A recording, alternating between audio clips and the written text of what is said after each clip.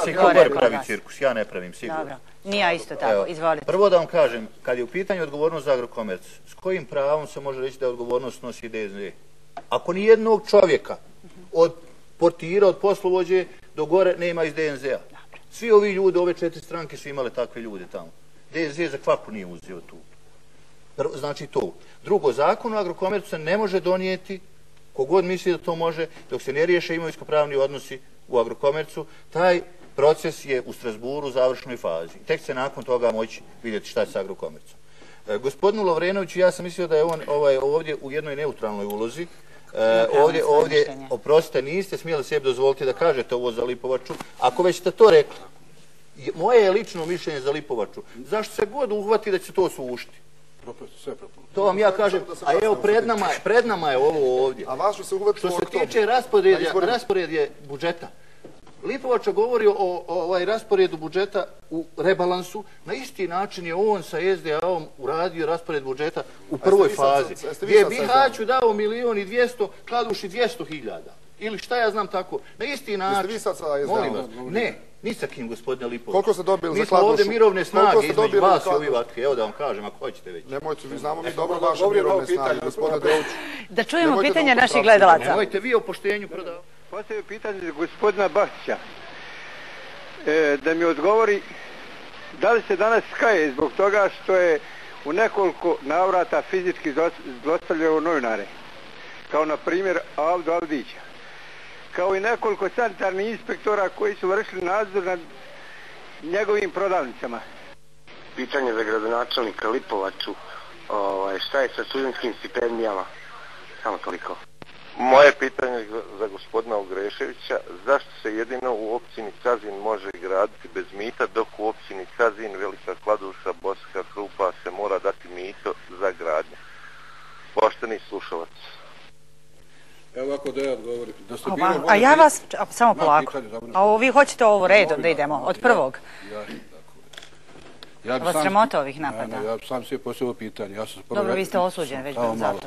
Ja sam pogriješio, izvinio se, međutim moram da kažem da ipak da je to klasična režija upravo SDP-a. Nećemo to tako. Postoji sudska presuda. Recite nam za ove... Nemojte tako. Nemojte tako. Tu nema demokratije. Nemojte tako. Pa ne možete na sudu to nareći. Udbaške metode bivše savjeza komunista koje sad SDP radi. Ja se ponosim što SDP nije u vlasti, što neće biti 2010. Dobro, to smo već čuli. Studentske stipendije. Gospodine Lipovač. Vidjet ćete, vi uzet ću vas u Sanskom mostu, gospodine Bahtiću. Vidjet ćete vi. Koju praviš službu sada? Praviš privatnu televiziju, smanjite ton.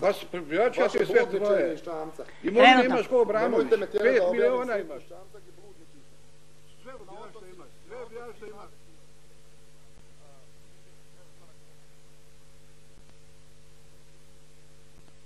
Vratite. Sad se čujemo. Gospodine Lipovača, samo polako. Dakle, gospodine Bahtiću, ja ću zaista prekinuti emisiju ako nastavite vrijeđati. Jel možemo, molim vas, možemo li se dogovorimo u narednih 10 minuta dostojanstveno, bez uvrede i optužbi? Molim vas. Dobro, nemojte upadati u riječ. Nemojte upadati u riječ. Samo trenutak je. Nije otkriva tuđe namjere. To su radili totalitaristi. Od inkvizicije do... Eto te tolerista. Eto ti onaj diktator. Gospodine Bahtiću, ja razumijem da ste se uzbudili. Ako vam treba još malo vode, dodat ćemo polako, molim vas. A možemo li mi sada? Možemo li samo da odgovorimo? Ajde da odgovorimo na konkretno pitanje. Dakle, konkretno pitanje za gospodina Lipovaču je bilo studentske stipendije. Gdje su studentske stipendije? I ove godine, kao i prošlom budžetu, svake godine po 120.000 konvertibilnih maraka, stipendije su potpisani ugovor i bit će uplaćene, znači, ako već i nisu, jer smo već preuzeli, završili sve obaveze sa prošlom godinom. Evo, Cazin je bio proglašen najpoštenijom opštinom, je li tako? Tamo nema mita i korupcije. To je zaista tako. Šta je sa ostalim opštinama? Gospodine Velađiću, je li vama poznato? Ja mislim da isto u svim općinama Novskosadska to... Nema nikakvih problema. A zašto li smo se sastali kad nema nikakvih problema? Molim? Zašto li smo se sastali kad nema nikakvih problema? Gospodine Doliću, kako izaći iz krize? Pa vidite, iz krize očito nećemo izaći na ovakav način. Prvo mislim da krajišnici moraju na ovakav način porazgovarati između sebe zatvoreno i da moraju reći šta su to problemi, a mi znamo svi šta su naši problemi. Prvi znači način je da se taj politički konsenzus i političko jedinstvo uspostavi, bar kad su u pitanju strateški interes kantona. Nakon toga ne vjerujem ja da će se do izbora nešto pozitivno desiti, ali ja vjerujem da će i građani na izborima prepoznati ljude i snage koji su spremni na kompromise. Treba puno kompromisa, treba puno razgovaranja oko toga i treba uvažavanja međusobnog. Demokratska narodna zajednica je spremna na to i ljudi Demokratskoj narodnoj zajednici spremni su na to. Mi cijelo vrijeme ovo zaista nije bilo nikako, mi nemamo ni jednog ministra u vlasti ili bilo kog čovjeka. Ovi sve 4 stranke imaju bar po jednog ministra sad u vladi u kantonu. Imate, bogati, imate ministra pravosuđa. Molim? Imate ministra pravosuđa. Nije to gospođa Marijana ispred HDZ-a. Pa ja, moja je sigurno. Ovdje znači prvo treba spremnost jedna na dijalog, na konsenzus, na kompromis, a nakon toga, vjerujte, Krajina ima potencijale da ne bude ono što je danas. A danas to je naša sramota. A Krajina treba da bude ponos Bosne i Hercegovine. To je kapija Bosne i Hercegovine u Evropu. Mi smo danas izolirani, diskriminirani, mi smo danas zapostavljeni sa svih pozicija od ovih od viših nivoa vlasti i tako dalje i još uz to imamo ovako nejedinstvo kako imamo. Ali vi ste, gospodine Doliću, viši nivo vlasti. Vi ste najviši nivo vlasti. Vi ste državni poslanik. Jesam, ali jedan od 42. Pa dobro, toliko ja ste glasovao upozoravam na to. Toliko ste glasovao osvojili. Argumentima upozoravam. Evo moram reći, uprostite, samo da kažem još ovu rečenicu. Analizirao sam poslijeratni period u kojem je kanton ima negdje oko 17% teritorija federacije i negdje oko 15% stanovništva federacije. U ovom poslijeratnom periodu kanton je dobio 2% ukupnih donatorskih sredstava, negdje 2,6% ukupnih sredstava iz grantovskih sredstava i 3% kreditnih sredstava koje vraća država, a ne vraćaju pojedinci. Ko je za to odgovoran? Zato je odgovoran oni koji su bili u vlasti, ne mogu ja biti odgovoran. I zato su odgovorni naši predstavnici iz kantona. Naravno. Oni, svi koji su bili u vlasti, ja da sam bio u vlasti, ja sam odgovoran. Ali ja nisam mogao učiniti više nego da upozoravam na ovo i da kažem do čega će ovo dovesti. Gospodine Lipovač, način izlaska iz krize?